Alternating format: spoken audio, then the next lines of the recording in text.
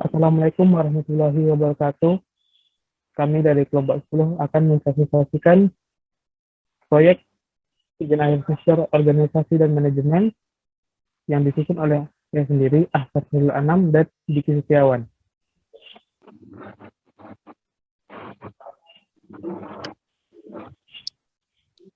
Kami akan membahas kasus kedua, yaitu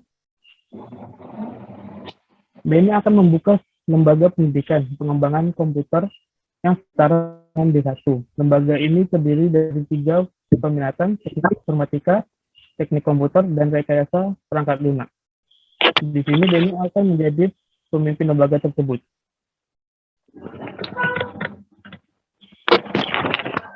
Pertanyaan pertama, berdasarkan kasus di atas, Anda diminta untuk membantu BNI untuk membuat perencanaan atau planning.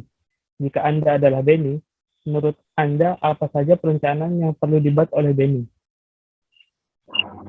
Secara konseptual, sebagai pimpinan lembaga harus mulai dengan memikirkan tentang sebuah manajemen pendidikan yang meliputi perencanaan, pelaksanaan, pengendalian, dan pengawasan mengenai sumber daya manusia, sumber belajar, kurikulum, dana, dan fasilitas untuk mencapai tujuan pendidikan secara efektif dan efisien. Perencanaan merupakan hal yang penting dan memiliki peran yang krusial dalam membangun sebuah lembaga pendidikan.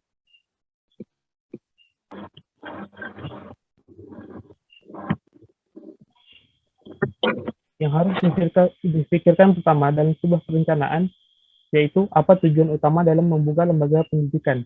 Dalam kasus ini, tujuan utamanya adalah 1. Menjadi lembaga pendidikan, pengkajian, pengembangan di bidang komputer, dan yang menghasilkan lulusan kompeten, kompetitif, dan berkarakter. 2. Memiliki sumber daya manusia yang berkualitas dan dalam penyelenggaraan kegiatan pendidikan dan pengajaran, penelitian, dan pengabdian kepada masyarakat. 3. Meningkatnya mutu peserta didik hingga memiliki kemampuan akademik, profesional, dan kemampuan dalam bidang pengembangan komputer dan dapat mengembangkan dan menerapkan pada masyarakat.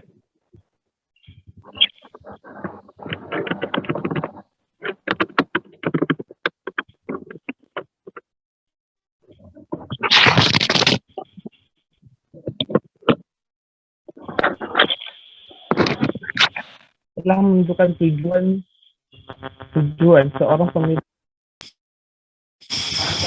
anggaran operasional, memelihara sekolah, dan seluruh aspek operasional sekolah yang perlu ditentukan agar berhasil. Hal ini dilakukan untuk mencapai tujuan yang telah ada. Setelah fasilitas-fasilitas terpenuhi, ada hal yang harus dicermati dalam membuka lembaga pendidikan. Yang pertama, mengidentifikasi berbagai kebijakan terkait dengan sistem pendidikan. 2. Mengevaluasi dan mempertimbangkan berbagai alternatif pendidikan dalam kaitannya dengan masalah-masalah khusus pendidikan. 3. Mencermati masalah kritis yang memerlukan perhatian, penelitian, dan pengembangan. 4. Mengevaluasi keunggulan dan kelemahan sistem pendidikan yang ada. 5. Mengembangkan fasilitas yang ada. Dan 6.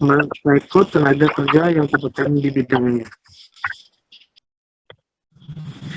Pertanyaan yang kedua, bagaimana menurut pendapat Anda pembagian kerja atau job specialization atau division of work? Apa saja yang dibutuhkan pada lembaga ini? Pembagian tugas pada sebuah lembaga pendidikan setingkat D1, yang pertama seorang pemimpin lembaga dan wakilnya. Kemudian dalam lembaga ini terdiri dari 3 peminatan, yaitu teknik informatika, teknik komputer, dan rekayasa perangkat lunak, yang masing-masing dari jurusan ini harus memiliki seorang kepala jurusan. Lalu ada tenaga pengajar dan ada staf lain. Berikut pembagian tugas dari setiap posisi tersebut. Yang pertama ada pemimpin lembaga. Tugasnya memimpin dan mempunyai tanggung jawab terhadap lembaga pendidikannya. Kemudian mampu mencapai tujuan yang telah ditetapkan dan meningkatkan kualitas lembaga pendidikan yang dipimpinnya. Yang kedua, wakil pemimpin. Tugasnya menyusun rencana dan program kerja, kemudian memberikan tugas kepada bawahan sesuai dengan bidangnya, kemudian memberikan arahan kepada bawahan dengan mengontrol kelancaran tugas, kemudian mengkoordinasi bawahan, mengawasi bawahan untuk meningkatkan kemajuan dan kedisiplinan, dan mengevaluasi kerja bawahan. Kemudian yang ketiga ada kepala jurusan. Tugasnya melaksanakan dan mengelola pendidikan pada jurusannya. Kemudian melakukan pengabdian kepada masyarakat dalam cabang ilmu yang telah ditentukan. Dan membina peserta didik akademika sebuah jurusan yang sesuai dengan peraturan perundang-undangan yang telah ditetapkan. Yang keempat ada tenaga pengajar. Tugasnya melaksanakan pendidikan, penelitian, dan pengabdian kepada masyarakat. Dan melaksanakan proses pembelajaran, serta menilai dan mengevaluasi hasil pembelajaran. Yang kelima ada staf administrasi, yang tugasnya mengumpulkan dan menyusun dokumen, dan memastikan persediaan kebutuhan kantor dan alat tulis. 6. Melakukan pengaturan keuangan, melakukan pencatatan transaksi, melakukan transaksi keuangan, dan melakukan pembayaran kepada 7.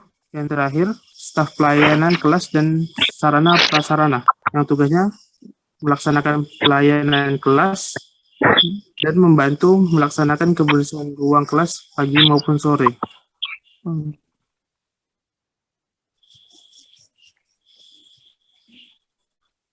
Untuk selanjutnya akan dijawab oleh Kristawan. Pada Kristawan dipersilahkan. Baiklah, saya akan melanjutkan pertanyaan dari nomor 3.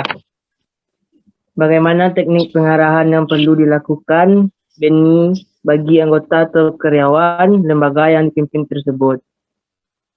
Pengarahan harus dilakukan pemimpin lembaga untuk membimbing dan mengawasi kinerja para pegawai untuk mencapai tujuan yang telah ditentukan di awal. Salah satu teknik yang bisa dilakukan adalah triading, yang merupakan fungsi manajemen yang berkenaan dengan bagaimana menggunakan pengaruh untuk memotivasi karyawan dalam mencapai sasaran organisasi yang telah ditentukan. Triading yang dilakukan oleh manajer akan menyebabkan orang lain bertindak. Fungsi leading adalah suatu fungsi kepemimpinan manajer untuk meningkatkan efektivitas dan efisien kerja secara maksimal serta menciptakan lingkungan kerja yang sehat, dinamis, dan sebagainya. Pengarahan pada dasarnya akan berkaitan dengan motivasi, komunikasi, dinamika kelompok, dan kepemimpinan. Sehingga teknik ini sangat cocok jika diterapkan pada sebuah lembaga pendidikan. Lanjut.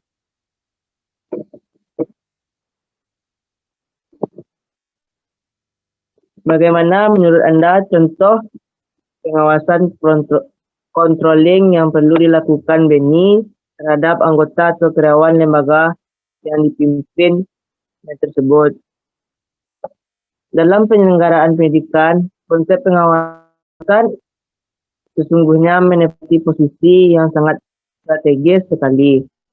Pasalnya, seberapa bagus sebuah perencanaan program pendidikan jika tanpa dibarengi dengan proses pengawasan yang menandai, maka segala program yang direncanakan sebelumnya akan menjadi tidak teratur, secara jelas, tidak keberhasilannya.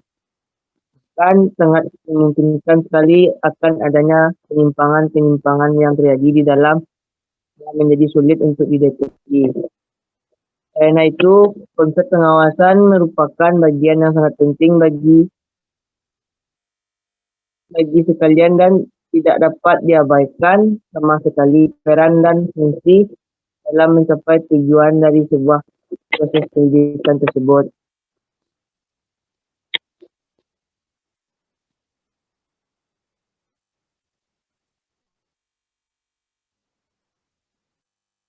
Langkah-langkah pengawasan itu Menetapkan standar dimulai dari menetap tujuan atau sasaran secara spesifik dan mudah diukur.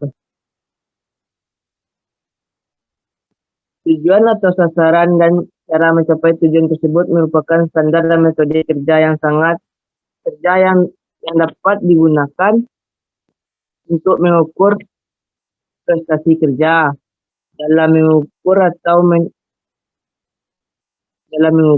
atau menilai pelaksanaan atau hasil pekerjaan bawahan. Kita harus mempunyai alat penilai atau pengukur standar. Alat penilai ini harus diterapkan terlebih dahulu sebelum bawahan melaksanakan pekerjaan, dan bawahan harus mengerti benar alat penilai yang digunakan oleh atasan untuk menilai pekerjaannya.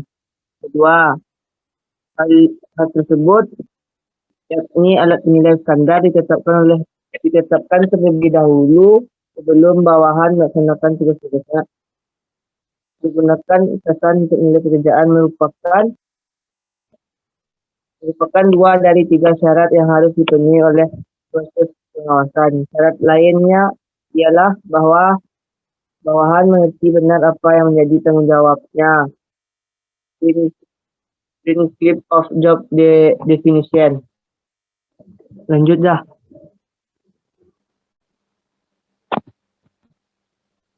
Langkah-langkah pengawasan. Fase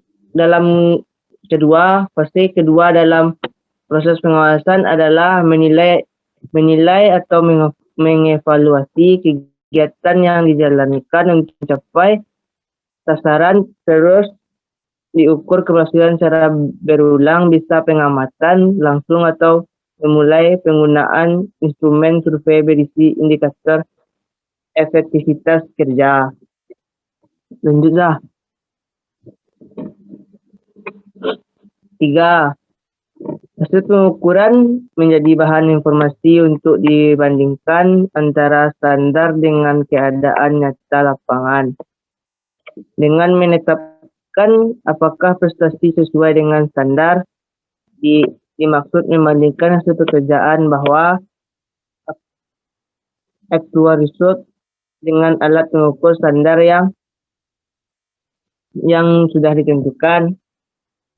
Dengan demikian, jelas untuk dapat melaksanakan tugas ini, 2 hal tersebut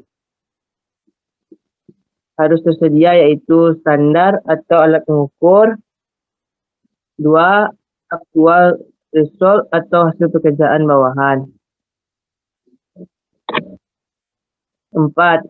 Pada fase ini, bila pada fase sebelumnya dipastikan telah terjadi penyimpangan, maka perlu dilakukan tindakan korektif.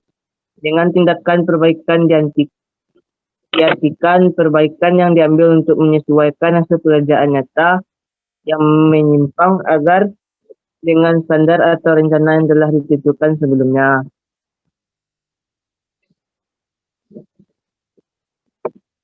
Baiklah, saya akan memberikan kepada Hasan lagi. Terima kasih, Tinggi Setiawan. Mungkin cukup sekian yang dapat kami sampaikan. Kurang lebih kami mohon maaf. Wabillahi taufiq wal hidayah. Wassalamualaikum warahmatullahi wabarakatuh. Waalaikumsalam warahmatullahi wabarakatuh.